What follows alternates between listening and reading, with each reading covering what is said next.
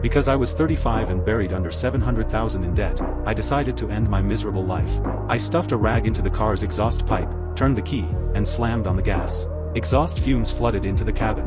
I was trying to make it look like an accident so my wife could collect a huge insurance payout. In a daze, I heard someone calling my name. When I got out of the car, I was shocked to see it was a high school classmate from my younger days. Instinctively, I touched my left leg, the one that had once been crippled, only to find that it had somehow healed. Even the beat-up car had become brand new. Looking at the face in the rearview mirror, I realized I might have gone back 20 years. As I walked across the school campus, everyone greeted me warmly, because at that time I was the brightest star on the team, the strongest football quarterback in the whole state. If nothing went wrong, would have a future with $1 million salary, and I would even marry the school beauty standing right in front of me and start a family. When I got to the locker room, I touched everything around me, staring in disbelief at every teammate I once knew. Just then, the coach found me and told me there were less than 3 days left before next week's state championship game, so I needed to get back to training right away. I remembered that game. In the final moments, I had helped the team win the championship, but my left leg was permanently disabled because of it, and my future was ruined from that day on. After being reborn, I stood on the field with my teammates once again. That long-lost reunion left me so overwhelmed that I could hardly adjust, and I even lost track of where I was supposed to be.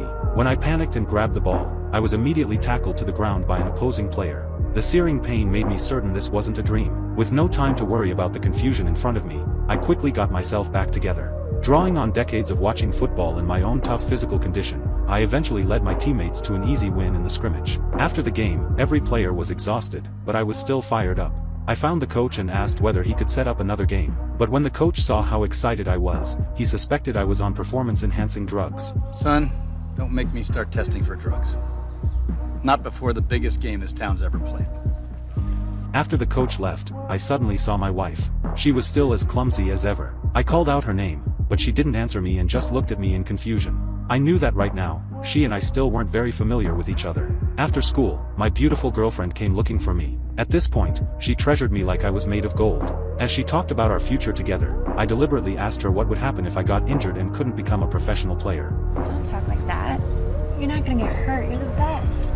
Even though she said all the right things, I knew in my heart that this woman only cared about my promising future. The moment my leg got hurt, she would run straight into someone else's arms. After seeing my girlfriend off, I returned to the home I remembered. I ran my hand over the old dog lying by the front door. It was my childhood companion.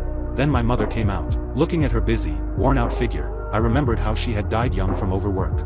I could no longer hold back my emotions, so I hugged her tightly.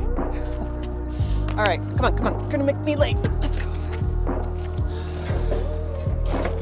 You look so beautiful.